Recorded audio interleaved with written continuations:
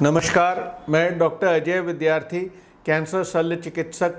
पिछली बार हम लोग चर्चा किए थे गर्भाशय ग्रीवा या सर्वाइकल कैंसर के विषय में, जिसका लिंक नीचे दिया हुआ है। आप चाहें तो उस वीडियो को फिर से देख सकते हैं।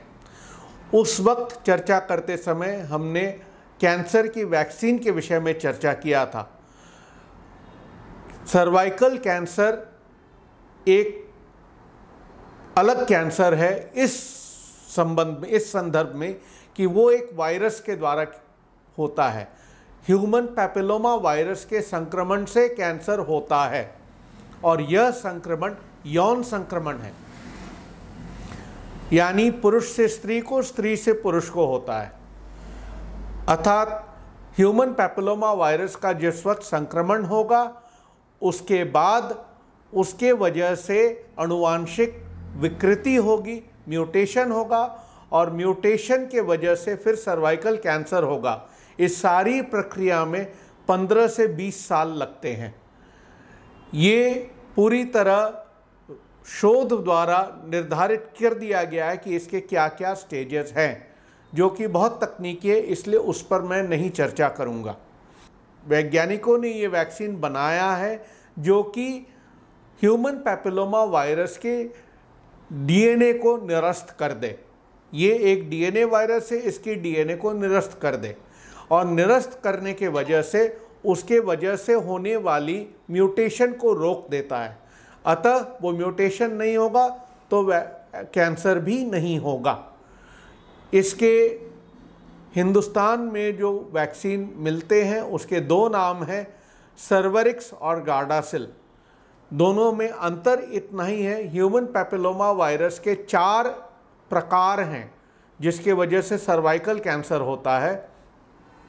जो 2 सबसे आम प्रकार हैं जिसके सबसे ज़्यादा होता है वो सर्वारिक्स द्वारा रोके जाते हैं और चारों प्रकार गार्डासिल द्वारा रोके जाते हैं। इस वैक्सीन को लगाने के बाद 85% महिलाओं में इस वायरस का कोई असर नहीं होगा, उन्हें कभी कैंसर नहीं होगा। इस वैक्सीन को लगाने का तरीका है कि इसे किशोरियों में लगाया जाता है संभोग, सेक्सुअल डेब्यू या संभोग क्रिया प्रारंभ होने के पहले, या सामाजिक भाषा में बोले तो विवाहित होने के पूर्व।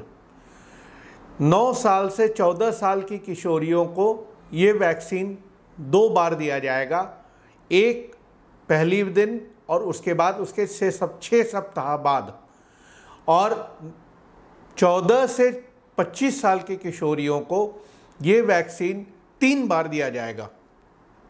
पहला दिन 6 सप्ताह बाद और 6 महीने बाद। अगर कोई 25 साल से ऊपर की महिला चाहती है वैक्सीन लेना तो उसमें कोई आपत्ति नहीं है, मगर उसमें असर बहुत कम होगा। इसीलिए उनके लिए ये वैक्सीन सरकारी तंत्रों द्वारा निर्धारित नहीं किया गया है, मगर उनका लेना मना नहीं है। उनमें कैंसर रुकने की संभावना बहुत कम है, अतः उनको नहीं दिया जाता है। वैक्सीन कैंसर की रोकथाम का एक बहुत ही कारगर तरीका है। दूसरा तरीका पैप स्मीयर का हमने जो बताया था, जिसमें कुछ कोशिकाएं पानी के साथ गर्भाशय ग्रीवा से ली जाती है और उसकी जांच की जाती है।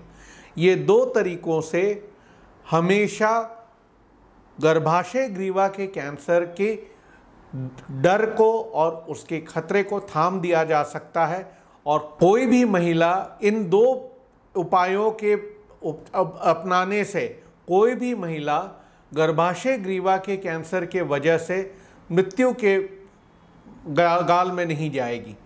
अतः मेरी आप सबसे अनुरोध है कि आप इन 2 उपायों को अपनाइए और अपने बेटियों और बहनों की सुरक्षा कीजिए। Thank you.